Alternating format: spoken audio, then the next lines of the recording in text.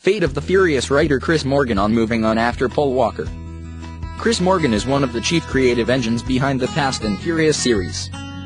Credit the screenwriter and producer with cooking up some of the physics-defying car chases that have turned the series into a $3.9 billion blockbuster phenomenon. His latest exercise in ignoring traffic laws, The Fate of the Furious, roars into theaters on Friday. Morgan isn't just figuring out fresh spins on vehicular destruction. He has also been tasked by Universal, the makers of the Fast and Furious films, with reviving the monster movies that put the studio on the map.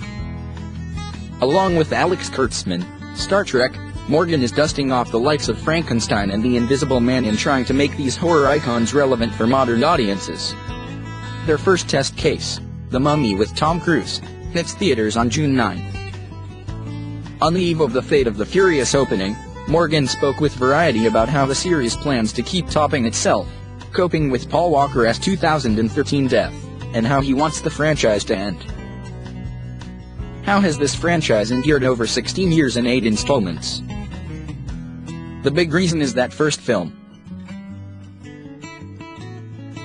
I've worked on 6 of these, 3 through 8, but it was that first film that established all the elements.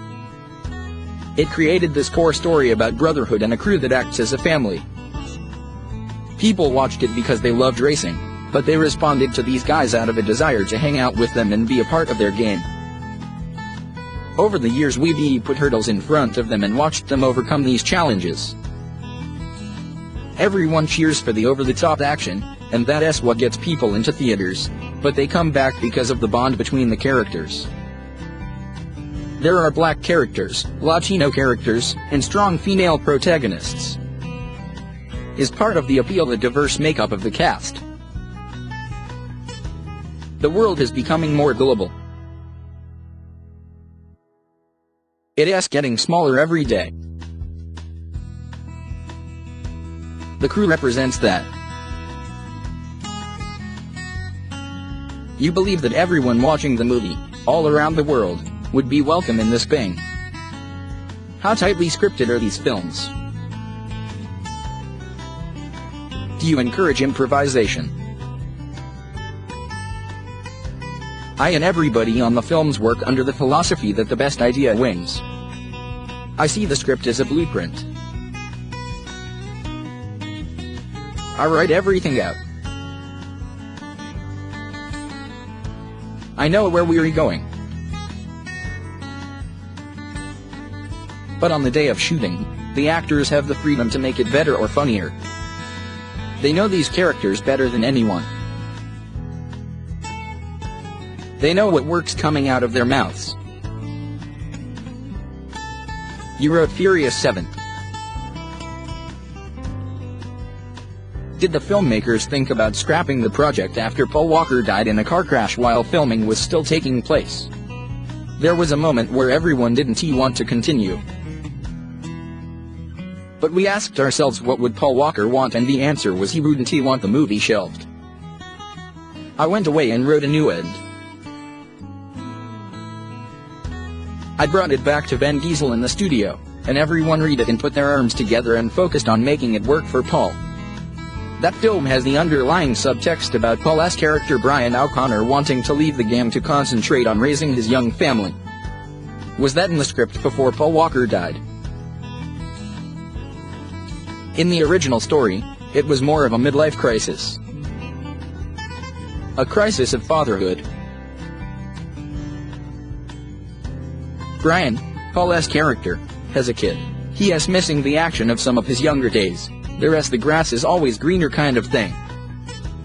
I don't think we would have had him step out of the franchise. When he died, we looked at it, and thought maybe emphasizing this is the best way to give him a graceful exit, so he is always alive in this universe. Furious 7 ends with Paul Walker's character driving off into the sunset. Did you consider killing Brian off?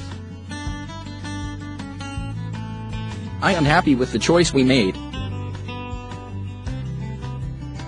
There was a lot of discussion, but I never entertained killing off Brian. They would have had to hire somebody else if they wanted to do that. It wouldn't be right. He had such a positivity about him and an energy. We all know what happened in real life, but that is not what happened in the fast world. It is comforting for me to know that in our franchise, Brian O'Connor is still out there with his wife and kid. Vin Diesel has said that this film kicks off a new trilogy. Have you mapped out what those next 2 films will entail? I can't speak about that specifically, but Vin and I have talked about all the story points and areas we'd like to get into. I have a crystal clear image of what the last scene of the franchise needs to be, and we're working to get there. You're part of the team working on Universal's monster movie universe. The first of these reboots opens this summer with The Mummy. What is your approach? There is going to be complex characters, and lots of eerie, frightening things, but a lot of humanity. There is definitely a homage to the original characters, but we're updating them to reflect contemporary concerns. The time is right for this. There is a lot of superhero films out there, and I love superhero films, but not everyone can relate to being a superhero. I think everyone shares some of the qualities of being a monster. There is a darkness in all of us. We shouldn't be ashamed or afraid in seeing something of ourselves in Frankenstein or Wolfman or the creature from the Black Lagoon. Will any of the monster films be R-rated? I would never say never. We don't have this has to be PG-13 mentality. We just want to write the best story. But in tribute to the originals, these will be dark, scary, and terrifying. Will you direct any of the monster movies? Right now it is about getting these scripts in great shape. Will I direct at some point?